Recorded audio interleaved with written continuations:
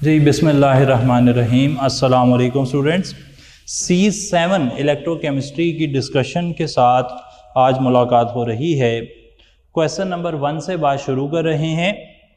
Question number 1, when an aqueous solution of H2SO4 is electrolysed. Sulphuric acid के solution को electrolysed कर रहे हैं। क्वेश्चन नंबर 1 की बात चल रही है। क्वेश्चन नंबर 1 में सल्फ्यूरिक एसिड से बनेंगे H पॉजिटिव और SO4 नेगेटिव 2, और वाटर भी अंदर मौजूद है तो वाटर से बनेंगे H positive OH negative. 2 electrode हैं, एक का नाम है एनोड, एक का नाम है कैथोड। एनोड पर जाना चाह रहे हैं 2 आयन और कैथोड पर जाना चाह रहे हैं 2 आयन। कैथोड पर दोनों तरफ से ही H पॉजिटिव आ रहे हैं, तो जाहिर बात है कि H पॉजिटिव आकर इलेक्ट्रॉन लेकर हाइड्रोजन ही बनाएंगे, और तो कोई रास्ता है नहीं। लेकिन अगर हम बात करें एनोड की, तो एनोड पर हाइड्रो ऑक्साइड और सल्फेट आना चाहते हैं, और मैं जानता हूं कि हाइड्रो ऑक्साइड की डिस्चार्जिंग पावर ज़्यादा है। अगर हाइड्रो ऑक्साइड आकर डिस्चार्ज होंगे तो वो बनाएंगे ऑक्सीजन, 2 वाटर और 4 इलेक्ट्रॉन। तो एनोड पर ऑक्सीजन हासिल होगी और कैथोड पर हाइड्रोजन हासिल होगी, तो डेल्टा ऑप्शन सही लग रहा है, both A and B. Second question देखते हैं जी। Electrolytic cell can be used for the purification of copper where. अच्छा, ये जो ना इलेक्ट्रोलाइसिस की इम्पॉर्टेंस थी, इस तरीके से सेल बनाया जाता है। सेल बनाने के अंदर जो इम्प्योर कॉपर है ना जी, उसका बना दिया जाता है एनोड, और जो प्योर कॉपर है ना जी, उसका बना दिया जाता है cathode.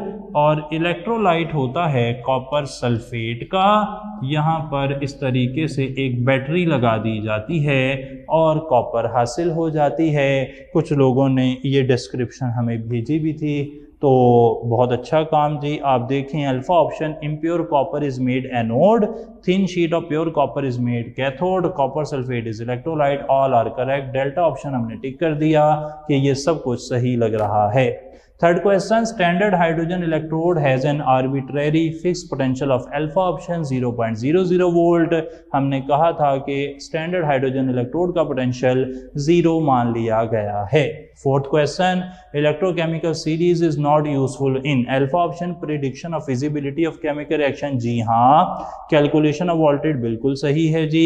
Charlie option, comparison of relative tendency of metals to get oxidised और रिड्यूस्ड। अल्फा, बीटा और चार्ली तीनों इलेक्ट्रोकेमिकल सीरीज की इंपॉर्टेंस हैं। टोटल 6 इंपॉर्टेंस हमारी किताब में हैं, उनमें से 3 के नाम यही हैं जो यहाँ लिखे हुए हैं। जबकि delta option, determining the pH of buffer solution, ऐसी कोई इंपॉर्टेंस हमें याद नहीं आती, तो फिर ये यूजफुल नहीं है इलेक्ट्रोकेमिकल सीरीज डेल्टा के लिए। आपने इसे टिक कर लिया। फिफ्थ क्वेश्चन जी, what are the products of electrolysis of brine. Brine को देख लेते हैं। क्वेश्चन नंबर 5 की बात चल रही है। ब्राइन से बनेंगे सोडियम क्लोराइड से सोडियम आयन और क्लोराइड आयन, जबकि वाटर से बनेंगे H पॉजिटिव और OH negative ion. Positive electrode पर जाएंगे 2 क्लोराइड, उनसे बनेंगे क्लोरीन और 2 इलेक्ट्रॉन।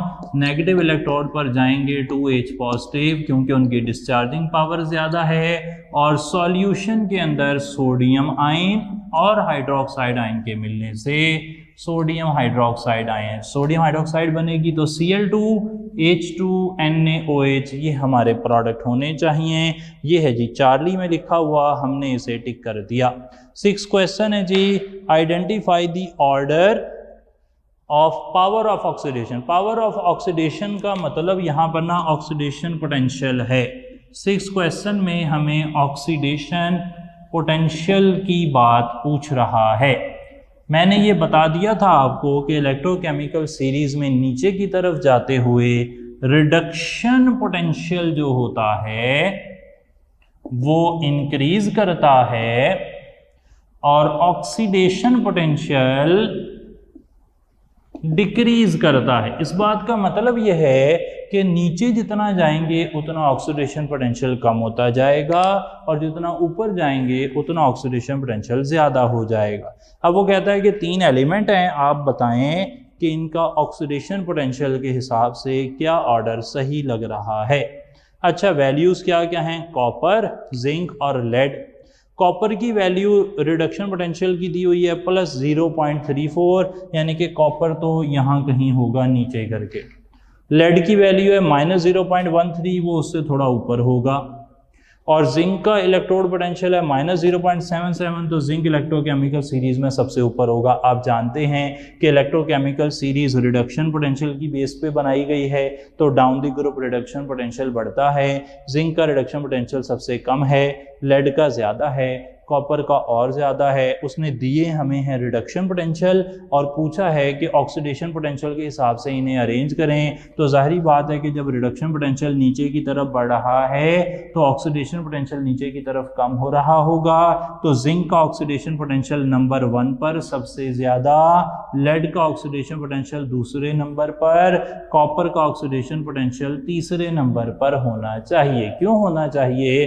क्योंकि रिडक्शन पोटेंशियल कॉपर का ज़्यादा है, लेड का दूसरे नंबर पर, जिंक का तीसरे नंबर पर, और रिडक्शन और ऑक्सीडेशन पोटेंशियल एक दूसरे के उलट होते हैं। जिसका रिडक्शन पोटेंशियल ज़्यादा होगा उसका ऑक्सीडेशन पोटेंशियल उतना ही कम होगा।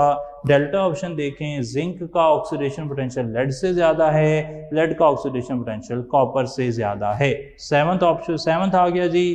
The ascending order of the ease of discharge of metal ion is as follows. अच्छा, इस बात को भी ज़रा समझ लेते हैं। क्वेश्चन नंबर 7, असेंडिंग ऑर्डर का मतलब है कि जो सबसे लेफ्ट पे लिखा हुआ है उसकी ईज ऑफ डिस्चार्ज कम है, डिस्चार्जिंग पावर कम है, और जो राइट पर लिखा हुआ है उसकी डिस्चार्जिंग पावर ज़्यादा है। मैं इन्हें सही तरीके से लिख देता हूँ ऐसी शक्ल में जिस शक्ल में आप इन्हें जानते हों। ये लें जनाब, ये इलेक्ट्रोकेमिकल सीरीज़ को ही ना लिख दिया उन्होंने। क्यों, मुझे कैसे पता लग गया? क्योंकि इलेक्ट्रोकेमिकल सीरीज़ में भी नीचे की तरफ जाते हुए डिस्चार्जिंग पावर कम ही होती है, डिस्चार्जिंग पावर ज़्यादा ही होती है जी। सही जनाब, आगे चल पड़ते हैं। ये आ गई इलेक्ट्रोकेमिकल सीरीज़। अब वो कहता है कि नीचे वाले की डिस्चार्जिंग पावर ज़्यादा है, ऊपर वाले की डिस्चार्जिंग पावर कम है। जैसा कि हम जानते हैं कि इलेक्ट्रोकेमिकल सीरीज़ में नीचे की तरफ जाते हुए डिस्चार्जिंग पावर बढ़ती है। आप जानते होंगे, मैंने वैसे 10 के करीब इनके रिजल्ट लिखवा दिए थे। नीचे की तरफ जाते हुए डिस्चार्जिंग पावर इंक्रीज करती है। सही जी। अब फिर ऑप्शन पढ़ते हैं। वो कहता है if magnesium is added to aqueous solution of calcium, अगर हम मैग्नीशियम को कैल्शियम आयन के सॉल्यूशन में डाल दें, अच्छा फिर क्या होगा? What will be observed if the process occurs under standard conditions? अगर ये रिएक्शन करवाया जाए तो क्या होगा? इस तरह के रिएक्शन में आमतौर पर होता क्या है?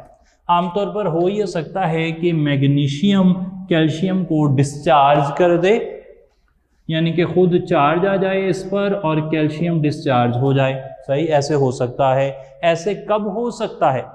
जब मैग्नीशियम जो है वो कैल्शियम को डिस्चार्ज कर दे। और मैग्नीशियम कैल्शियम को कब डिस्चार्ज करेगा? जब कैल्शियम की डिस्चार्जिंग पावर ज़्यादा होगी। सही जी, कैल्शियम की डिस्चार्जिंग पावर ज़्यादा होगी। अब कैल्शियम की डिस्चार्जिंग पावर और मैग्नीशियम की डिस्चार्जिंग पावर, ये देखें ज़रा, इन दोनों में से नीचे कौन है? नीचे कौन है जी? नीचे तो है मैग्नीशियम। तो डिस्चार्जिंग पावर किसकी ज़्यादा है? मैग्नीशियम की। भाई मैग्नीशियम की डिस्चार्जिंग पावर ज़्यादा है। डिस्चार्जिंग पावर का मतलब क्या है कि अगर इस पर चार्ज होगा तो ये कोशिश करेगी चार्ज ख़त्म हो जाए। अगर इस पर चार्ज नहीं होगा तो 100 बिस्मिल्लाह, अच्छी बात है, नहीं है तो सही जनाब। तो कैल्शियम की डिस्चार्जिंग पावर कम, मैग्नीशियम की डिस्चार्जिंग पावर ज़्यादा। मैग्नीशियम अपना चार्ज ख़त्म करना चाहती है, कैल्शियम अपना चार्ज ख़त्म नहीं करना चाहती। तो फिर अगर इन दोनों हालतों में आप इन्हें मिलाएंगे तो ज़ाहिर बात है कि मैग्नीशियम तो चाहती ही नहीं कि उस पर चार्ज आए, क्योंकि वो इलेक्ट्रोकेमिकल सीरीज़ में नीचे की तरफ है। यहाँ से ये तो एक जनरल एग्जांपल सिर्फ हमने दे दी, ये उन तमाम सवालों की अक्कास है जो आपको किसी भी तरह पेपर में आए। जब वो दो ऐसी चीज़ों को मिलाएगा जिसमें नीचे वाला एलिमेंट ऊपर वाले एलिमेंट को डिस्प्लेस कर रहा हो, तो आपने कहना ऐसा नहीं हो सकता। मैंने बता दिया कि नीचे वाला एलिमेंट ऊपर वाले एलिमेंट को डिस्प्लेस नहीं कर सकता, नीचे वाला एलिमेंट ऊपर वाले एलिमेंट का चार्ज खत्म नहीं कर सकता, बिल्कुल भी नहीं कर सकता, जरा सा भी नहीं कर सकता, सोच भी नहीं सकता ऐसा वो। तो जनाब नीचे वाले एलिमेंट ने ऊपर वाले एलिमेंट का चार्ज ख़त्म नहीं करना। तो इस हिसाब से हमारे पास delta option magnesium will remain undissolved, magnesium undissolve रहेगी, ये सबसे अप्रोप्रिएट आंसर था। 7th क्वेश्चन में डेल्टा ऑप्शन की मदद से हमने इस बात को री एम्फेसाइज कर लिया। ये कोई नई बात नहीं हुई जी, ये पुरानी बात है, अब तो बहुत ही पुरानी हो गई है, हमने इसे काफ़ी पिछले 3 दिनों में बार बार देखा है, लेकिन अब इस पर ना मोहर लगा लें कि ये आपको पता लग चुका है कि नीचे वाला एलिमेंट ऊपर वाले एलिमेंट का चार्ज ख़त्म नहीं करता, उसे सॉल्यूशन में से निकालता नहीं है, उसे डिस्चार्ज नहीं करता। क्यों? क्योंकि उसके अंदर पावर ही नहीं है। 8th क्वेश्चन आ गया जी। The electrolysis of aqueous solution is somewhat complex, the reason is. अच्छा, हमने कहा था कि एक्वस सॉल्यूशन की जो इलेक्ट्रोलिसिस है ना, उसमें एक प्रॉब्लम है। उसमें प्रॉब्लम क्या है कि पानी भी आयन बनाता है, और जब पानी भी आयन बनाता है तो पानी के आयन भी डिस्चार्ज हो सकते हैं। तो अब आप प्रेडिक्ट नहीं कर सकते कि एनोड पर और कैथोड पर कौन से आयन बनेंगे। ऑप्शन देखते हैं जी। Alpha option, electrolysis does not take place properly. नहीं जी, इलेक्ट्रोलिसिस तो प्रॉपर ही होती है, बस आयन ज़्यादा होते हैं।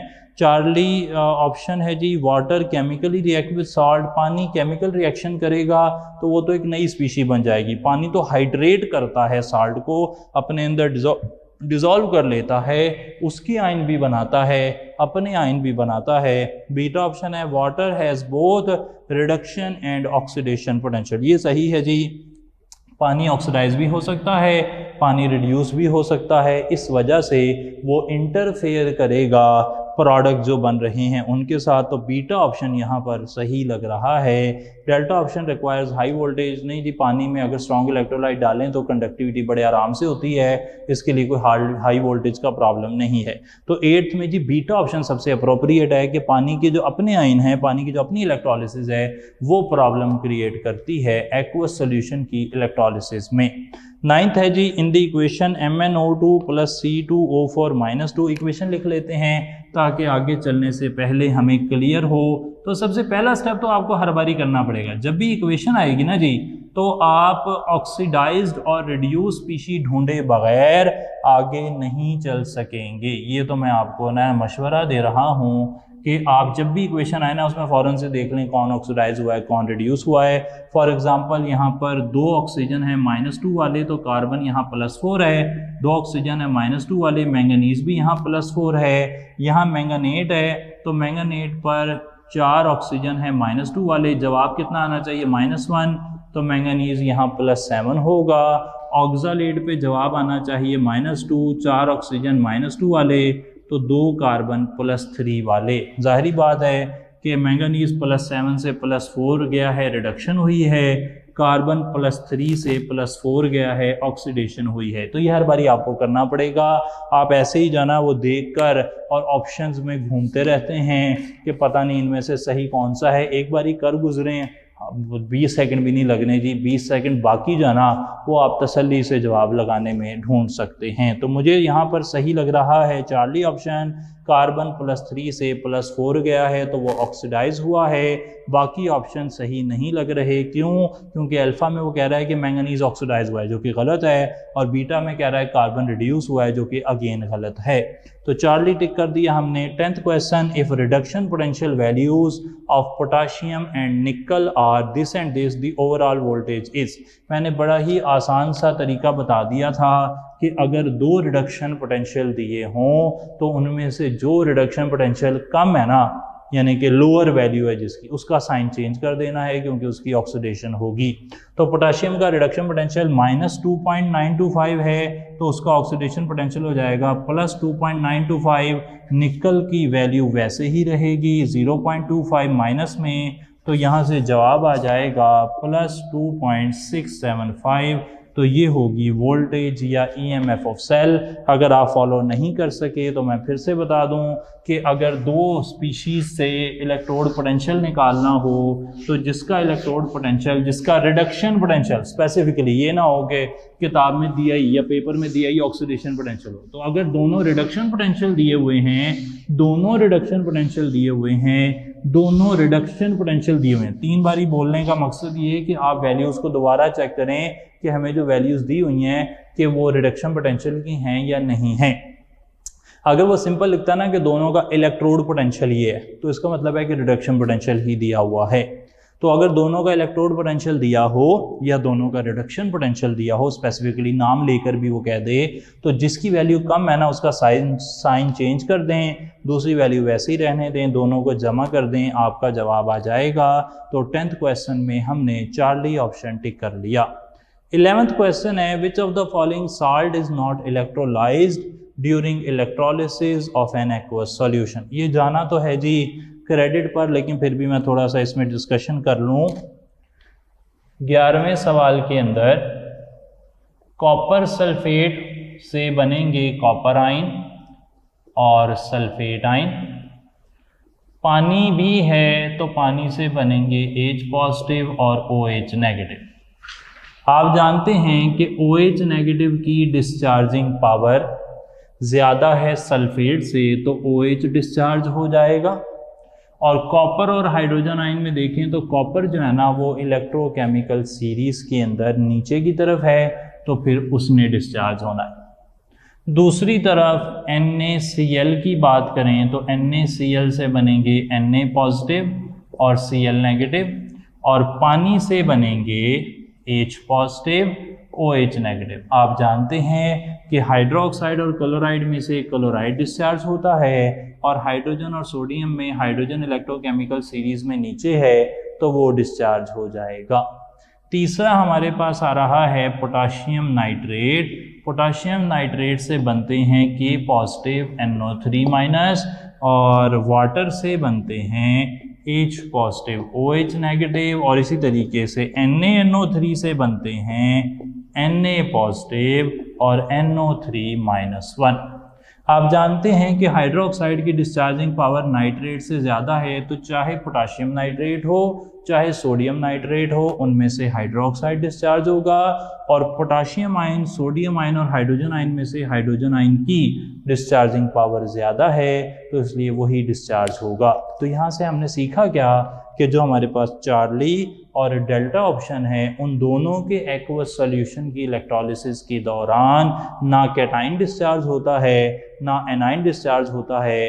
जब कैटाइन और एनाइन दोनों ही डिस्चार्ज नहीं हुए, दोनों ही सॉल्यूशन में मौजूद हैं, तो आप कहते हैं कि ये सॉल्यूशन इलेक्ट्रोलाइज नहीं हुआ, क्योंकि वो तो पानी डिस्चार्ज होता जा रहा है, उन सॉल्यूशन को तो हुआ ही कुछ नहीं। इसलिए चार्ली और डेल्टा दोनों हमारे पास सही जवाब थे। अगर आपने इनमें से कोई लगाया होगा तो आपका 1 नंबर कंसिडर किया जाएगा, वरना आपका जवाब गलत है, क्योंकि कॉपर सल्फेट में से कॉपर डिस्चार्ज हो गया तो सॉल्यूशन तो ख़राब हो गया ना, इलेक्ट्रोलाइट तो डिस्चार्ज हो गया, इलेक्ट्रोलिसिस तो हो गई। एक आयन भी डिस्चार्ज हो जाए इलेक्ट्रोलिसिस हो जाती है, एक आयन भी डिस्चार्ज हो जाए इलेक्ट्रोलिसिस हो जाती है। यहाँ पर दोनों ही आयन डिस्चार्ज नहीं हुए, ना कैटाइन साल्ट का ना एनाइन साल्ट का, तो इसलिए यहाँ पर हम कहेंगे कि इलेक्ट्रोलिसिस ऑफ सॉल्यूट नहीं हुई है। तो क्रेडिट पे गया जी, लेकिन फिर भी चार्ली और डेल्टा में से जिन्होंने लगाया था उनका जवाब सही माना जा सकता है। 12th क्वेश्चन है, रिएक्शन है आपके पास FeCl2 FeCl3 बन रहा है, आपने बताना है कि इनमें क्या बात सही है। मैं क्वेश्चन नंबर 12 के लिए भी इक्वेशन लिख लेता हूँ। आयरन 0 वाला क्लोरीन 0 वाले से मिला और FeCl3 बनाई, आयरन +3 में चला गया है, क्लोरीन -1 में चला गया है। जाहिर बात है कि आयरन हुआ है ऑक्सीडाइज, ही खुद से ही कर लेना है आपने। आप ऐसे सोचा ना करें कि जी पहले मैं देखूं ऑप्शन क्या है, ऐसे टाइम ज़ाया करने की ज़रूरत नहीं होती। क्लोरीन यहाँ पे रिड्यूस हुआ है, बस आपने देखना है कि इनमें से कोई ऑप्शन हमें दिया हो। पहले लिखा आयरन रिड्यूस, नहीं जी आयरन ऑक्सीडाइज हुआ है। दूसरा है क्लोरीन ऑक्सीडाइज, नहीं जी चार्ली आयरन ऑक्सीडाइजिंग एजेंट नहीं जी, ऑक्सीडाइजिंग एजेंट की रिडक्शन होती है तो ऑक्सीडाइजिंग एजेंट भी नहीं है आयरन। और डेल्टा एक क्लोरीन इज ऑक्सीडाइजिंग एजेंट, जिसकी रिडक्शन होती है ना वो ऑक्सीडाइजिंग एजेंट होता है। तो Charlie option chlorine oxidising agent है क्योंकि उसकी रिडक्शन हुई है। 13 क्वेश्चन जी, which of the following constitutes Daniell cell? Charlie option zinc carbon cell, zinc और कॉपर का जो सेल है उसे आप कहते हैं डैनियल सेल, जैसा कि मैंने बताया था। डैनियल सेल में आप देख भी सकते हैं, पिछली आपके पास जो लेक्चर था उसके लास्ट में ये बात हुई थी। 14 है जी, using inert electrode like platinum और graphite the electrolysis of aqueous sodium chloride produces at cathode. Cathode पर कौन सा चार्ज जी? नेगेटिव। नेगेटिव पर कौन सी आयन जाएंगे? Positive ion. ये सोडियम क्लोराइड के एक्वस सॉल्यूशन की इलेक्ट्रोलिसिस है। आप जानते हैं कि पॉजिटिव आयन हाइड्रोजन आयन जाते हैं और हाइड्रोजन आयन से हाइड्रोजन गैस बनेगी। हाइड्रोजन आयन 2 इलेक्ट्रॉन ले लेते हैं और 2 हाइड्रोजन आयन 2 इलेक्ट्रॉन लेकर H2 गैस बना देते हैं, तो भाईजान H2 गैस यहाँ बन जाएगी। बीटा ऑप्शन लग रहा है सही, हमने 14 में टिक कर दिया। 15 में देखें, इन द रिएक्शन कॉपर से रिएक्शन हो रहा है, लिखना पड़ेगा रिएक्शन। कॉपर 15 रिएक्शन है जी, हाँ जी 15 है। कॉपर प्लस नाइट्रिक एसिड से बन रहा है कॉपर नाइट्रेट, साथ क्या बन रहा है? साथ है NO और उसके साथ वाटर बन रहा है। साफ जाहिर है कॉपर यहाँ पे 0 है, यहाँ पर +2 है, तो कॉपर की ही ऑक्सीडेशन हुई होगी। The element which is oxidise, तो कुछ ना इंट्यूशन भी लगाया करें। कॉपर 0 है, कॉपर मेटल है, तो मेटल आमतौर पे ऑक्सीडाइज हो रही होती हैं इस तरह की रिएक्शंस में, तो कॉपर की ऑक्सीडेशन हो गई। अल्फा ऑप्शन हमने टिक कर दिया। 16 question, in the electrolysis of bauxite and fuse cryolite the product obtained at cathode is. तो कैथोड पर रिडक्शन होती है और कैथोड पर रिडक्शन में जैसा कि मैंने 292 पेज का रेफरेंस 2 बार ही दिया था 2 अलग अलग लेक्चर्स में, तो कैथोड पर ना एल्यूमिनियम आयंस 3 इलेक्ट्रॉन लेकर एल्यूमिनियम बनाते हैं। ये एल्यूमिनियम की प्रेपरेशन का तरीका है। हॉल नामी साइंसदान ने अमेरिका में 1918 में ये तरीका प्रिपेयर किया था when he was still a student. तो चार्ली ऑप्शन एल्यूमिनियम मेटल यहाँ पर हो गया। 17 क्वेश्चन है जी, स्टैंडर्ड रिडक्शन पोटेंशियल जिंक का -0.76, निकल का -0.25, which of these will act as anode. भाई जिंक की वैल्यू 17 में दी हुई है -0.76, निकल की वैल्यू दी हुई है -0.25। मैंने क्या कहा कि अगर दोनों रिडक्शन पोटेंशियल दिए हों तो जिसका रिडक्शन पोटेंशियल ज़्यादा ही माइनस में है उसे प्लस कर दें, वो ऑक्सीडाइज होगा, वो एनोड का काम करेगा। ये बात अभी थोड़ी देर पहले भी हमने की, पिछले लेक्चर्स में भी करते रहे हैं। तो beta option zinc will act as anode, ये सही है। रिएक्शन फिजिबल है जी, क्यों फिजिबल है? क्योंकि अगर आप इसे प्लस कर देते हैं तो इन दोनों को जमा करें। क्या फार्मूला है रिएक्शन के फिजिबल होने का? कि अगर आप इलेक्ट्रोड पोटेंशियल ऑक्सीडेशन का और इलेक्ट्रोड पोटेंशियल रिडक्शन का जमा कर दें तो जवाब पॉजिटिव आए तो रिएक्शन फिजिबल है। इन दोनों को जमा करेंगे ना, +0.5 के करीब जवाब आ रहा है, तो ये रिएक्शन फिजिबल है। निकल एनोड का काम नहीं कर सकता और साल्ट ब्रिज तो बिल्कुल भी एनोड का काम नहीं कर सकता। बीटा ऑप्शन यहाँ पर सही हो गया। 18 क्वेश्चन है, when fused lead bromide is electrolyse. Fuse से तो मसले ही हल हो जाते हैं, फ्यूज में तो कोई परेशानी नहीं होती।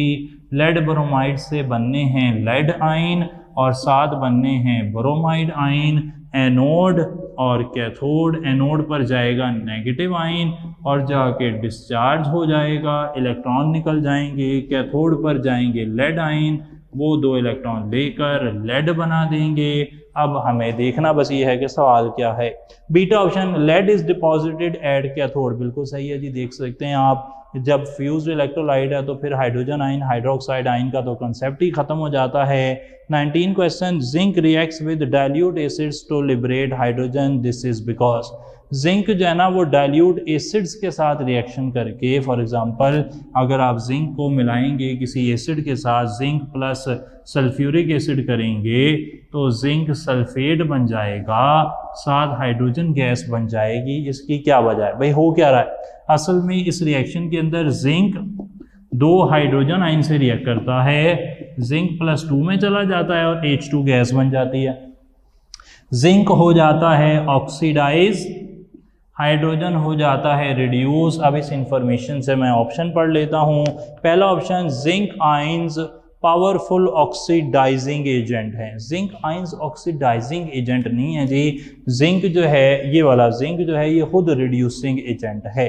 यहाँ पर जिंक रिड्यूसिंग एजेंट का काम कर रहा है। आगे चलते हैं, hydrogen ion powerful oxidising agent हैं than zinc ions. Hydrogen ions जो हैं वो पावरफुल ऑक्सीडाइजिंग एजेंट हैं, यानी कि हाइड्रोजन आयंस के पास सलाहियत है। और देखें, हाइड्रोजन आयन ऑक्सीडाइजिंग एजेंट का क्या मतलब होता है कि जो इलेक्ट्रॉन लेना चाहता है, जिसकी अपनी रिडक्शन होती है। मैंने 4 बातें ऑक्सीडाइजिंग एजेंट के बारे में बताई थी। तो हाइड्रोजन की ऑक्सीडाइजिंग एजेंट ज़्यादा अच्छा है, यानी कि हाइड्रोजन क्या चाहता है, उसकी रिडक्शन हो जाए।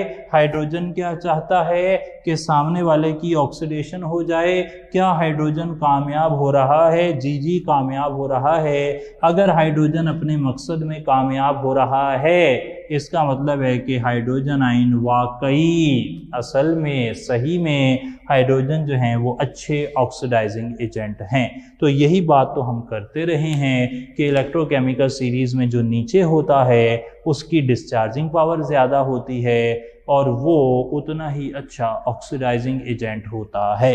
तो हाइड्रोजन आयंस जी अच्छे ऑक्सीडाइजिंग एजेंट हैं जिंक आयंस के मुकाबले में। इस वजह से हाइड्रोजन आयंस ने जिंक को ऑक्सीडाइज कर दिया और ख़ुद वो रिड्यूस हो गए।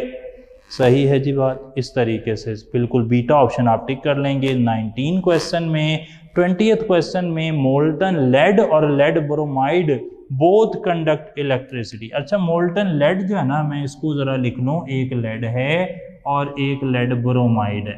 लेड जो है ना वो मेटल है और लेड ब्रोमाइड जो है वो आयोनिक कंपाउंड है। अच्छा, अब आपको क्या क्या इंफॉर्मेशन है। मेटल जो होती है ना, ये कंडक्टर होती है ड्यू टू इलेक्ट्रॉन्स, और lead bromide salt. Question number 20 में जी, molten lead and lead dibromide both conduct electricity. बात हो रही है मोल्टन लेड की जो कि एक मेटल होता है, और लेड ब्रोमाइड की जो कि एक आयोनिक कंपाउंड होता है। हम जानते हैं कि मेटल जो है ना वो इलेक्ट्रॉन्स की वजह से कंडक्टिविटी करती है, जबकि जो आयोनिक कंपाउंड हैं वो आयंस की वजह से कंडक्टिविटी करते हैं। Which of the following statements relating to these two compounds is true? इन दोनों के बारे में 4 ऑप्शंस दिए गए हैं और पूछा गया है कि कौन सा स्टेटमेंट दोनों के बारे में सही है। पहला ऑप्शन देखते हैं जी, both undergo chemical change when they conduct. भाई मेटल्स जो होती हैं ना वो इलेक्ट्रॉन्स की वजह से कंडक्शन करती हैं, और मेटल्स हमारे घरों में वायरिंग में यूज़ हो रही हैं। आप देखते हैं कि उनकी कंडक्टिविटी को कोई फ़र्क नहीं पड़ता, वक्त गुजरने के साथ साथ वो ख़राब नहीं होती, उनके इलेक्ट्रॉन्स जाते रहते हैं और उनमें कोई केमिकल चेंज नहीं आता। तो फिर लेड में कोई केमिकल चेंज नहीं आएगा। हमने ऐसा ऑप्शन चुनना है जो दोनों के लिए सही हो। जो एक के लिए भी गलत हो गया हम उसे निगलेक्ट कर देंगे। तो अल्फा ऑप्शन लेड के लिए रॉन्ग था, तो इसलिए हमने इसे निगलेक्ट कर दिया। बीटा ऑप्शन देखें, both conduct by the movement of charge particles. अब ये देखें ज़रा, लेड कंडक्टिविटी कर रहा है मेटालिक कंडक्शन इलेक्ट्रॉन्स की वजह से, और लेड ब्रोमाइड कंडक्टिविटी कर रहा है आयंस की वजह से। चाहे आयंस हों चाहे इलेक्ट्रॉन्स हों, दोनों ही चार्ज पार्टिकल होते हैं। जब दोनों ही चार्ज पार्टिकल हैं तो हम कह सकते हैं कि कंडक्टिविटी चार्ज पार्टिकल्स की वजह से हो रही है।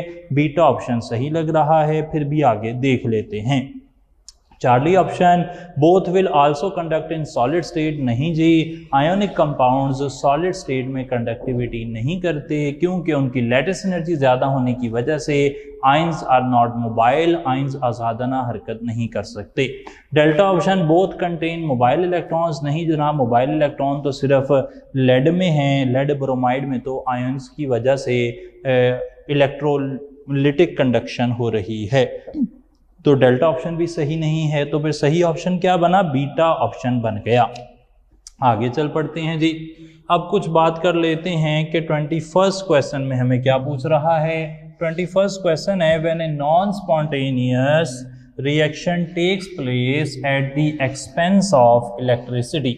अच्छा, non spontaneous reaction at the expense of electricity, ये इलेक्ट्रोलिटिक सेल में होने वाला रिएक्शन है जी, और इसे इलेक्ट्रोलिसिस कहते हैं। इलेक्ट्रोलिसिस 292 पेज, चाहे वो सोडियम क्लोराइड की डाउन सेल में हो या फिर ब्राइन की नेल्सन सेल में हो या सोडियम नाइट्रेट के एक्वस सॉल्यूशन की या बॉक्साइट की हो रही हो, ये सब के सब नॉन स्पॉन्टेनियस रिडॉक्स रिएक्शन है which take place at the expense, जिनके लिए खर्चा करना पड़ता है इलेक्ट्रिकल एनर्जी का।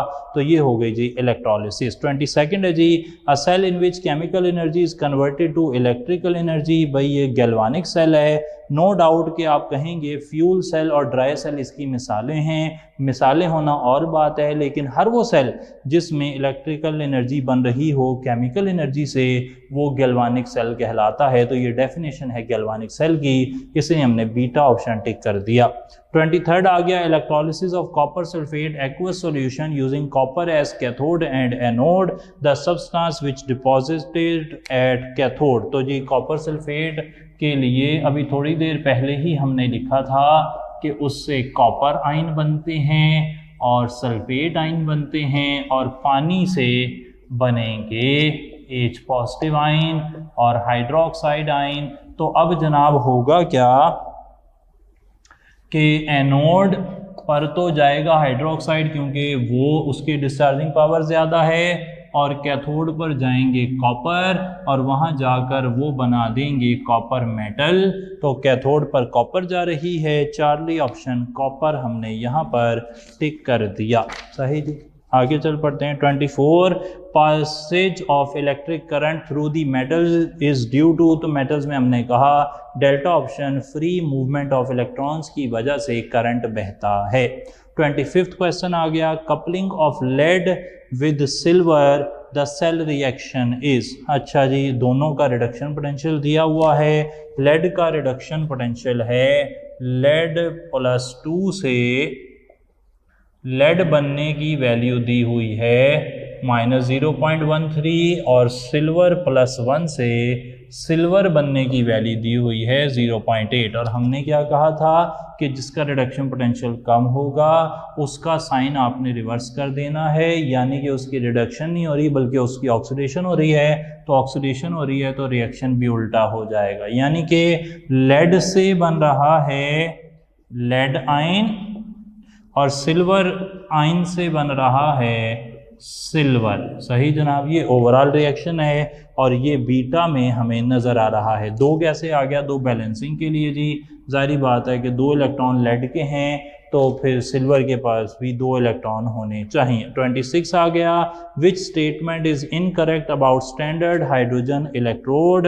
Alpha option its oxidation and reduction potential is 0। बिल्कुल सही बात है जी, दोनों ही पोटेंशियल शी के 0 होते हैं। Beta option it consists of A platinum wire dipped in 1 molar HCl solution, ऐसा ही पढ़ा है हमने। Charlie the electrolyte is 1 molar sodium hydroxide solution, नहीं जी, बीटा में हमने कह भी दिया कि इसमें HCl सॉल्यूशन 1 मोलर इलेक्ट्रोलाइट का काम करता है। तो चार्ली ऑप्शन इनकरेक्ट स्टेटमेंट हो गई। 27 oxidation state of oxygen in OF2 exercise का सवाल है जी, डेल्टा ऑप्शन +2, ये हमने बताया भी है काफ़ी दफ़ा। 28 lithium has the lowest reduction potential while the element with highest reduction potential is beta fluorine जी, +2.87 इसकी वैल्यू है। 29 the reduction potential of iodine, bromine and iron shows that। अच्छा, अब इन सब वैल्यूज़ के हिसाब से ना मैं इन्हें इलेक्ट्रोकेमिकल सीरीज़ में अगर अरेंज करूँ तो जिसकी वैल्यू सबसे कम होती है वो सबसे ऊपर आ जाता है और जिसकी वैल्यू ज़्यादा वो नीचे और जिसकी वैल्यू सबसे ज़्यादा वो सबसे नीचे होगा। सही जनाब, तो ये वैल्यूज़ बता रही हैं 0.5 है, 0.77 है और 1.08 है। अच्छा, अब सवाल के ऑप्शंस देखते हैं। सवाल के ऑप्शन ये हैं, alpha option iodine can oxidise iron, iodine can oxidise iron, हमने ये फाइनल कर लिया है कि नीचे की तरफ जाते हुए रिडक्शन पोटेंशियल बढ़ता है। जब आयरन का रिडक्शन पोटेंशियल ज़्यादा है तो आयरन रिड्यूस होना चाहता है और इससे ऊपर वाला एलिमेंट इसे ऑक्सीडाइज नहीं कर सकता। Beta option bromine can oxidise iron, ये सही लग रहा है जी, ब्रोमीन नीचे है तो ब्रोमीन आयरन को ऑक्सीडाइज कर सकता है, नीचे वाला एलिमेंट ऊपर वाले एलिमेंट को ऑक्सीडाइज कर सकता है। यही बात हम करते रहे हैं, इसीलिए इस हिस्से को मैंने मिटाया भी नहीं ताकि ये बार बार आपको याद आता रहे। इसके बाद आ गया Charlie, iodine can oxidise bromine, ऊपर वाला नीचे वाले को ऑक्सीडाइज नहीं कर सकता। आयरन कैन ऑक्सीडाइज ब्रोमीन, ऊपर वाला नीचे वाले को ऑक्सीडाइज नहीं कर सकता। यही बात चलती रही, तो बीटा ऑप्शन हमने यहाँ पर टिक कर दिया। 30th क्वेश्चन है जी, रिडक्शन पोटेंशियल जिंक का -0.76, कॉपर का +0.34, EMF ऑफ सेल क्या होगी, जिंक कॉपर सेल है जी, आप जिंक का रिडक्शन पोटेंशियल जो -0.76 है उसे +0.76 कर देंगे, क्योंकि जो कम वैल्यू होगी उसका साइन चेंज करना है, दोनों को जमा करना है, 1.1 वोल्ट जवाब आ जाएगा। तो 30th क्वेश्चन में बीटा ऑप्शन मैंने टिक कर दिया है। 30th क्वेश्चन के बाद अब जा रहे हैं 31st। Which of the following processes involves A redox reaction. 4 reaction है, आप में से काफ़ी लोगों ने ना सारी मेहनत इसी पे लगा दी होगी, सवाल पर टाइम लगाया होगा बहुत ज़्यादा। मैंने हिंट पहले ही बता दिया था कि अगर कोई ऐसा रिएक्शन है जिसमें एक साइड पर एलिमेंट है और दूसरी साइड पर उसका कंपाउंड मौजूद है, तो उस रिएक्शन में रिडॉक्स रिएक्शन हुआ है, उसमें ऑक्सीडेशन रिडक्शन हुई है। तो अगर आप ये बात याद रखते तो अल्फ़ा बीटा और डेल्टा को तो आपने फ़ौरन से माइनस कर देना था। चार्ली में एक तरफ एलिमेंट है एक तरफ कंपाउंड है, तो अल्लाह के फजल से वही सही हो जाता और आपको कोई मेहनत ना करनी पड़ती। तो चार्ली हमने टिक कर दिया जी। 32nd, on the basis of electrochemical series predict which reaction is feasible. अच्छा, तो अल्फ़ा ऑप्शन देखें, क्या आपको फिजिबल नहीं लग रहा? वो ये रिएक्शन तो मैंने पढ़ा है, जिंक इलेक्ट्रोकेमिकल सीरीज़ में ऊपर है, कॉपर इलेक्ट्रोकेमिकल सीरीज़ में नीचे है। ऊपर वाला एलिमेंट नीचे वाले एलिमेंट को डिस्प्लेस कर सकता है और उसकी जगह ले सकता है, ऐसा हमने पढ़ा था। अब आ जाएं बीटा और चार्ली की तरफ। मैंने ये बताया था कि आयोडीन, ब्रोमीन, क्लोरीन और फ्लोरीन नॉन मेटल्स में नीचे वाली नॉन मेटल ऊपर वाले को डिस्प्लेस कर सकती है, यानी कि फ्लोरीन क्लोरीन को डिस्प्लेस कर सकती है, क्लोरीन फ्लोरीन को डिस्प्लेस नहीं कर सकता। इसी तरीके से क्लोरीन ब्रोमीन को डिस्प्लेस कर सकती है, ब्रोमीन क्लोरीन को डिस्प्लेस नहीं कर सकता। तो इस वजह से बीटा और चार्ली गलत हो गए। और डेल्टा में देखें तो कॉपर इलेक्ट्रोकेमिकल सीरीज़ में ऊपर है, सिल्वर नीचे है, तो कॉपर सिल्वर को डिस्प्लेस नहीं कर सकता, मतलब सिल्वर कॉपर को डिस्प्लेस नहीं कर सकता। तो डेल्टा इसलिए गलत हो गया। तो बार बार यही बात हमें पूछी जाती है कि इलेक्ट्रोकेमिकल सीरीज़ में एक एलिमेंट ऊपर होता है दूसरा नीचे होता है, तो हमने ये याद रखना है कि मेटल ऊपर वाली नीचे वाले को उसके सॉल्यूशन से डिस्प्लेस कर सकती है और नॉन मेटल नीचे वाली ऊपर वालों को डिस्प्लेस कर सकती है। नॉन मेटल में सिर्फ 4 ही एग्जाम्पल हैं और एक हाइड्रोजन है 5, तो इसलिए इनको तो वैसे ही आप याद रखें। फ्लोरीन क्लोरीन को, क्लोरीन ब्रोमीन को, ब्रोमीन आयोडीन को डिस्प्लेस कर सकती है। मेटल के लिए पूरा चार्ट है, हमने याद भी करवाया था, लिखवा भी दिया था, तो उसके हिसाब से आपने याद रखना है कि upper metal can displace lower metal from its solution. अब ये तो जना मेरे इर्द गिर्द जो दीवारें उन्हें भी याद हो गया है, तो आपको भी याद हो जाना चाहिए। तो अच्छा जी, 33rd पर चलते हैं। विच of the following is function of salt bridge. Alpha option maintain flow of electric current through the external circuit, बिल्कुल सही है जी, ये काम तो है इसका। बीटा की बोथ सॉल्यूशन सेपरेट, जी हाँ। मेंटेन इलेक्ट्रिकल न्यूट्रलिटी, जी हाँ। डेल्टा ऑप्शन तो ये याद करवाने का तरीका था कि साल्ट ब्रिज के क्या क्या काम हैं। 33rd में डेल्टा ऑप्शन हमने टिक कर दिया। 34 जी, if a strip of copper, ये देखें नीचे लिखा हुआ, copper metal is placed in solution of iron, सही जी। कॉपर को आयरन के सॉल्यूशन में डाला है, कॉपर इलेक्ट्रोकेमिकल सीरीज में नीचे है, आयरन ऊपर है, नीचे वाली मेटल ऊपर वाली मेटल को डिस्प्लेस नहीं कर सकती, कोई रिएक्शन नहीं होना चाहिए। अब ये बात तो जी कितनी बारी बताई जा सकती है। Delta option, no reaction takes place. 35 which of the following is a reactive electrode. भाई रिएक्टिव इलेक्ट्रोड जो है ना वो रिलेटिवली, जो ऊपर की तरफ है ना इलेक्ट्रोड एलिमेंट, वो रिलेटिवली रिएक्टिव इलेक्ट्रोड होते हैं, जो नीचे की तरफ हैं वो रिएक्टिव नहीं हैं। यहाँ पर मैं बता दूं कि कॉपर थोड़ा सा रिएक्टिव इलेक्ट्रोड है, जबकि प्लाटिनम और ग्रेफाइट जो हैं वो इनर्ट इलेक्ट्रोड के तौर पर इलेक्ट्रोकेमिस्ट्री में जाने जाते हैं। ये नई इन्फॉर्मेशन के तौर पर आप याद रख लें। 36 in potassium manganate the oxidation state of manganese. तो हमारे पास आ गया है जी 36 में पोटाशियम मैंगनेट K2MnO4, 4 ऑक्सीजन हैं, -8 होंगे, 2 पोटाशियम हैं +1 होंगे, मैंगनीज बैलेंस करने के लिए +6 होना चाहिए। चार्ली ऑप्शन हमने टिक कर दिया। 37 आ गया जी, during recharging of lead storage battery. अच्छा, डिस्चार्जिंग कैसे होती है लेड स्टोरेज बैटरी की?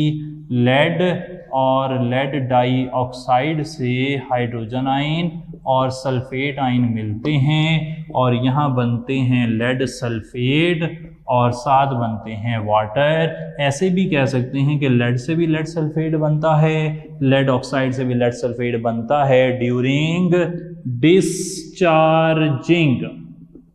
अच्छा, अब उसने क्या सवाल पूछा है? ड्यूरिंग रीचार्जिंग। रीचार्जिंग में क्या होता है? रीचार्जिंग के अंदर ये रिएक्शन उल्टे हो जाते हैं, ये रिएक्शन उल्टे हो जाते हैं, यानी कि लेड सल्फेट से लेड डाइऑक्साइड, लेड सल्फेट से लेड बनना शुरू हो जाता है। अच्छा ऑप्शन है जी, lead is converted to lead sulphate. ऐसा नहीं है जी। Lead is converted to lead dioxide, ये भी नजर नहीं आ रहा। Lead sulphate is converted to lead and lead dioxide, बिल्कुल नजर आ रहा है जी। चार्ली ऑप्शन बिल्कुल सही है, तो इसे हमने टिक कर दिया।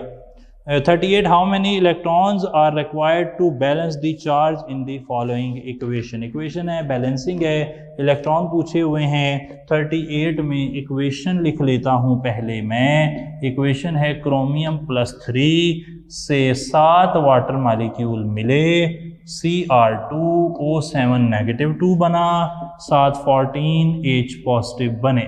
अच्छा जी, हुआ क्या है?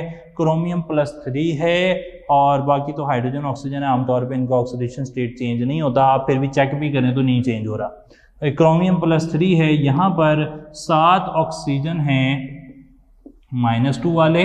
जवाब sum of oxidation number of ions is equal to charge on ion, charge आना चाहिए -2, तो 2 क्रोमियम हो गए +6 वाले, यानी कि क्रोमियम +3 से +6 में जा रहा है। कैसे बैलेंस करना है? पहले आइडेंटिफाई करें कौन ऑक्सीडाइज हुआ है, कौन रिड्यूस हुआ है। ये हाफ रिएक्शन है, इसका बाकी हाफ रिएक्शन कहीं और होगा। यहाँ पर क्रोमियम ऑक्सीडाइज हुआ है, जब पता लग जाए कौन ऑक्सीडाइज हुआ है फिर उस एलिमेंट को बैलेंस कर लें। यहाँ पे 2 क्रोमियम है, यहाँ पे 2 लगा दें, सही जी। उसके बाद इलेक्ट्रॉन देखें कितने हैं भाई, यहाँ पर 6 इलेक्ट्रॉन हैं। 2 क्रोमियम +3, 1 क्रोमियम +3 से +6 में गया, 3 इलेक्ट्रॉन का चेंज हुआ। दूसरा क्रोमियम गया, 3 इलेक्ट्रॉन का चेंज हुआ। टोटल कितने इलेक्ट्रॉन हो गए? 6 इलेक्ट्रॉन हो गए। ये ऑक्सीडेशन हो रही है, मतलब 6 इलेक्ट्रॉन यहाँ पर लूज हुए हैं। तो 6 इलेक्ट्रॉन अगर मैं राइट पर लगा दूं तो इक्वेशन में इलेक्ट्रॉन्स बराबर हो जाते हैं दोनों साइड पर। तो सवाल यही था कि कितने इलेक्ट्रॉन कहाँ लगाने हैं। Charlie option 6 electron on the right side आने चाहिए थे, तो चार्ली ऑप्शन टिक कर दिया हमने। 39 which of the following can act as reducing agent. भाई पोटाशियम परमैंगनेट और सल्फ्यूरिक एसिड और नाइट्रिक एसिड तीनों मशहूर ज़माना ऑक्सीडाइजिंग एजेंट हैं, तो ऑक्सालिक एसिड रिड्यूसिंग एजेंट है। अगर आप चलें पीछे मैं आपकी रहनुमाई भी करता चलूँ, तो सवाल नंबर 9 के अंदर ऑक्सालेट जो है उसने रिड्यूसिंग एजेंट का काम भी किया है, तो आप वहाँ से भी मदद ले सकते थे। तो चार्ली ऑप्शन यहाँ पर सही हो गया। इसके अलावा आपने रिएक्शन काइनेटिक्स में ऑक्सालिक एसिड को रिड्यूसिंग एजेंट के तौर पे देखा है, आपने प्रैक्टिकल्स जो किए थे उसमें भी ऑक्सालिक एसिड रिड्यूसिंग एजेंट के तौर पर इस्तेमाल हुआ था। तो 39 में हो गया चार्ली ऑप्शन। 40 आ गया, all of the following are secondary cells except. Nickel cadmium cell rechargeable है, रेड स्टोरेज सेल रिचार्जेबल है। फ्यूल सेल में जब तक आप देते रहेंगे रिएक्टेंट रिएक्शन होता रहेगा, तो वो तीनों प्राइमरी हो गए। Silver oxide cell secondary, silver सारे सेकेंडरी हो गए। सिल्वर ऑक्साइड प्राइमरी है। क्यों प्राइमरी है? क्योंकि हमने कहा था कि सिल्वर स्टेबल प्रोडक्ट है, उसने वापस नहीं जाना। 41 in electrolytic cell current flows from, तो मैंने बता दिया था कि चाहे इलेक्ट्रोलिटिक सेल हो चाहे गैल्वानिक सेल हो, करंट जो है वो एनोड एक्सटर्नल सर्किट में एनोड से कैथोड की तरफ इलेक्ट्रॉन्स जा रहे होते हैं, तो फिर एनोड टू कैथोड। 41 में जी, in an electrolytic cell current flows from, मैंने क्या कहा था कि जनाब चाहे इलेक्ट्रोलिटिक सेल हो चाहे गैल्वानिक सेल हो, करंट एक्सटर्नल सर्किट में आउटसाइड दी सेल एनोड से कैथोड की तरफ ही जाएंगे इलेक्ट्रॉन्स, तो बीटा ऑप्शन यहाँ पर सही हो गया। 42 the pair of compounds having metals in their highest oxidation state. Alpha option में मैंगनीज +4 में है, आयरन +3 में है। बीटा ऑप्शन में मैंगनीज +7, क्रोमियम +6 में है। चार्ली ऑप्शन में आयरन +2 और कोबाल्ट +3 में है, और डेल्टा ऑप्शन में निकल +2 कोबाल्ट +3 में है। तो बीटा ऑप्शन में सबसे ज़्यादा ऑक्सीडेशन स्टेट है, आप निकाल कर भी देख सकते हैं। तो ये हो गया सही। 43rd, which of the following is not A redox reaction. Beta, Charlie और डेल्टा में एक तरफ एलिमेंट है, दूसरी तरफ उसका कंपाउंड है, तो वो तो पक्की बात है कि रेडॉक्स रिएक्शन होगा। अल्फा में ऐसा कोई एलिमेंट नज़र नहीं आ रहा किसी भी तरफ, तो मोस्ट प्रोबेबली ये रेडॉक्स रिएक्शन नहीं होगा, हमने इसे टिक कर लिया। 44, which of the following electrochemical change is not feasible when attach to standard hydrogen electrode. हम जानते हैं कि भाई जो जिंक होता है, जिंक की पोजीशन हाइड्रोजन से ऊपर है, और जो चीज़ हाइड्रोजन से ऊपर होती है हाइड्रोजन उसे रिड्यूस नहीं कर सकता, क्योंकि हाइड्रोजन का रिडक्शन पोटेंशियल ज़्यादा है। तो इसलिए चार्ली जो है वो हाइड्रोजन से ऊपर है, तो फिर नीचे वाला ऊपर वाले को डिस्चार्ज नहीं कर सकता, जैसा कि हमने देखा था। चार्ली ऑप्शन टिक कर लें कि ये फिजिबल नहीं है। 45, कैल्शियम इज ऑब्टेन्ड बाय। आप जानते हैं 292 पेज बहुत इंपॉर्टेंट पेज है, वहाँ पे हमने क्या कहा था, कैल्शियम, मैग्नीशियम, सोडियम जैसी मेटल्स को उनके मोल्टन क्लोराइड्स की इलेक्ट्रोलिसिस से हासिल किया जाता है। Beta option electrolysis of molten anhydrous calcium chloride tick हो गया। 46, which of the following statements is incorrect about electrochemical series. Alpha option it is based on hydrogen scale, बिल्कुल सही है।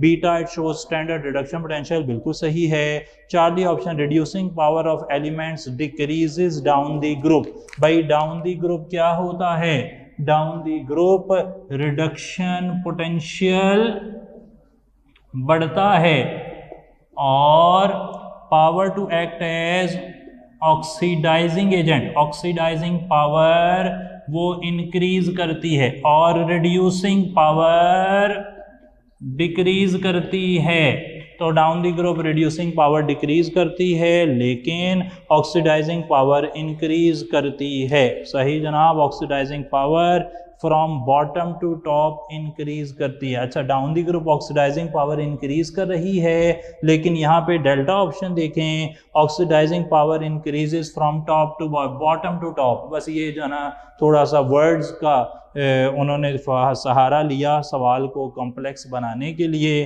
बाकी सब कुछ तो सही लग रहा था। हमने देखा अल्फा ऑप्शन सही है, बीटा सही है, चार्ली सही है। डेल्टा भी देखने में क्या लग रहा था कि ऑक्सीडाइजिंग पावर इंक्रीजेस, तो हमें लगा कि oxidising power increases from top to bottom, लेकिन ऑप्शन में क्या लिखा हुआ है, फ्रॉम बॉटम टू टॉप। तो जाहिर बात है कि अगर वो ऊपर से नीचे बढ़ रही है तो नीचे से ऊपर ऑक्सीडाइजिंग पावर क्या होगी, कम होगी, तो इसलिए डेल्टा ऑप्शन हो गया गलत। Oxidising power bottom to top decrease होती है, टॉप टू बॉटम इंक्रीज होती है। डेल्टा ऑप्शन को हमने टिक कर दिया। 47, in electrochemical series the standard electrode potential are arranged on the basis of delta option hydrogen scale. पिछले सवाल का पहला ऑप्शन भी यही था। 48, electrical energy is produced by a simple cell as a result of. एक सेल है जी, उस सेल में होता क्या है, उस सेल में एक एनोड होता है, एनोड से दूसरी तरफ कैथोड होता है, उससे इलेक्ट्रॉन्स मूव करते हैं, और इन इलेक्ट्रॉन्स की मूवमेंट से एक सेल के अंदर करंट बन जाता है। तो delta option the transfer of electrons from a more reactive to less reactive element. यहाँ पर कोई ऐसा एलिमेंट होता है जो हायर इन इलेक्ट्रोकेमिकल सीरीज है, यहाँ पर एक ऐसा एलिमेंट होता है जो लोअर इन इलेक्ट्रोकेमिकल सीरीज है, ये मोर रिएक्टिव होता है, ये लेस रिएक्टिव होता है, और मोर रिएक्टिव एलिमेंट यानी कि higher in electrochemical series lower in electrochemical series element को इलेक्ट्रॉन दे देता है, और इस तरह इलेक्ट्रॉन जो है वो बिजली की शक्ल में आगे चलते रहते हैं। तो डेल्टा ऑप्शन यहाँ पर सही हो गया। 49, which of the following cells MnO2 acts as cathode. तो ये चार्ली ऑप्शन जी ड्राई अल्कलाइन सेल, आप टेबल देख सकते हैं जो मैंने बनवाया था। 50 जो है ये क्रेडिट पे जाएगा जी, ये लैटिस एनर्जी से रिलेटेड सवाल था, फिलहाल हम उसकी बात नहीं कर रहे। 51, which of the following is correct representation of zinc copper cell. तो मैंने ये बता दिया था कि जिंक से बन रहे हैं जिंक आयंस 1 मोलर, और साल्ट ब्रिज के दूसरी तरफ कॉपर आयंस से 1 मोलर कॉपर बन रहा होता है सॉलिड फॉर्म में। तो ये रिप्रेजेंटेशन है, ये मुझे अल्फा ऑप्शन में नज़र आ रही है। अल्फ़ा ऑप्शन में तो नहीं नज़र आ रही जी, ये बीटा ऑप्शन में नज़र आ रही है। जिंक से जिंक आइंस बन रहे हैं और कॉपर आइन से कॉपर बन रहा है, बीटा हमने टिक कर लिया। 52nd है जी, एलुमिनियम और क्लोरीन के पोटेंशियल दिए हुए हैं, जारी बात है जिसकी वैल्यू माइनस में है उसे प्लस में कर देंगे और बाद में दोनों को ऐड कर देंगे, 3.03 आ जाएगा प्लस में, पुरानी बात है जी। Charlie option 53rd, which is not a good conductor of electricity, beta option sodium chloride ionic compound है, सॉलिड स्टेट में तो ये कंडक्टर नहीं होगा, पक्की बात है। 54, during electrolysis of dilute sulphuric acid at platinum electrode, first question था जी, उसी को दोबारा से पूछा गया है दूसरे अंदाज से, तो delta option hydrogen liberated at cathode and oxygen at anode. 55 जी, lithium ion has smaller ionic mobility than potassium because of, तो आयनिक मोबिलिटी जो है ना वो आपने याद रख लेना है कि आयोनिक मोबिलिटी वो इन्वर्सली प्रोपोर्शनल होती है हाइड्रेशन एनर्जी की, और हाइड्रेशन एनर्जी जो है वो डिपेंड करती है चार्ज टू साइज रेशो पर। तो बताने का मकसद ये कि जिस आयन का साइज छोटा होगा उसकी आयोनिक मोबिलिटी जो है वो ज़्यादा होगी। सही जनाब, तो चार्ली ऑप्शन जी, degree of hydration of lithium ज़्यादा है, इस वजह से उसकी आयोनिक मोबिलिटी कम है। तो लिथियम का आयन छोटा, उसकी हाइड्रेशन एनर्जी ज़्यादा, हाइड्रेशन ज़्यादा तो उसकी आयोनिक मोबिलिटी कम, तो लिथियम की आयोनिक मोबिलिटी हो गई कम। सही है जी बात। आगे चलते हैं 56, zinc displaces copper from copper sulphate because zinc is higher in electrochemical series, तो beta option zinc has more negative electrode potential, तो जिंक ऊपर है और कॉपर नीचे है, जिंक का रिडक्शन पोटेंशियल माइनस में है, इसलिए जिंक कॉपर को डिस्प्लेस कर सकता है, ये बात हो गई सही। 57, स्टैंडर्ड पोटेंशियल दिए गए हैं, प्रिडिक्ट द करेक्ट स्टेटमेंट, तो जाहिर बात है कि जिंक यहाँ पर ऊपर बन रहा है, आयरन यहाँ पर नीचे बन रहा है। अगर जिंक और आयरन को मिलाएंगे तो जिंक आयरन को इलेक्ट्रॉन दे सकता है, जिंक कैन रिड्यूस आयरन, तो आयरन जो है उसको इलेक्ट्रॉन देकर जिंक रिड्यूस कर सकता है। ऊपर वाला एलिमेंट नीचे वाले एलिमेंट को डिस्प्लेस कर सकता है, ऊपर वाला एलिमेंट नीचे वाले एलिमेंट को इलेक्ट्रॉन दे सकता है, ऊपर वाला एलिमेंट नीचे वाले एलिमेंट को रिड्यूस कर सकता है। यही बातें पढ़ते पढ़ते हमारे 57 क्वेश्चन गुजर चुके हैं जी। तो alpha option zinc can reduce ferric to ferrous. 58, in dry cell depolariser is, depolariser हमने कभी नहीं पढ़ा, क्रेडिट पे दे दें। 59, galvanisation is a process which involves the coating of iron surface with alpha option zinc.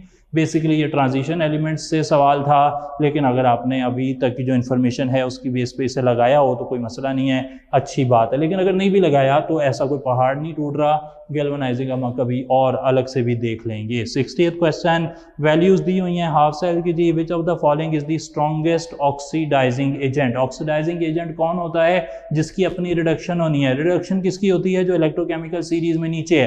कैसे पता लगेगा कौन नीचे है? जिसकी वैल्यू सबसे ज्यादा पॉजिटिव है वो सबसे नीचे है, तो मैंगनीज यहाँ पर सबसे ज्यादा पॉजिटिव वैल्यू सबसे नीचे, तो फिर मैंगनीज +3 सबसे अच्छा यहाँ पर इन तीनों में से स्ट्रॉन्गेस्ट ऑक्सीडाइजिंग एजेंट है मैंगनीज +3, अल्फा ऑप्शन।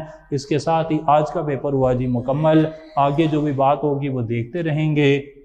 अगर कोई मुश्किलात हैं तो ग्रुप में हमारे पास 9:30 से 10 बजे के दरमियान में आप डिस्कस कर सकते हैं। इंशाल्लाह फिर नेक्स्ट टाइम मुलाकात होगी। थैंक यू सो मच जी, अस्सलाम वालेकुम।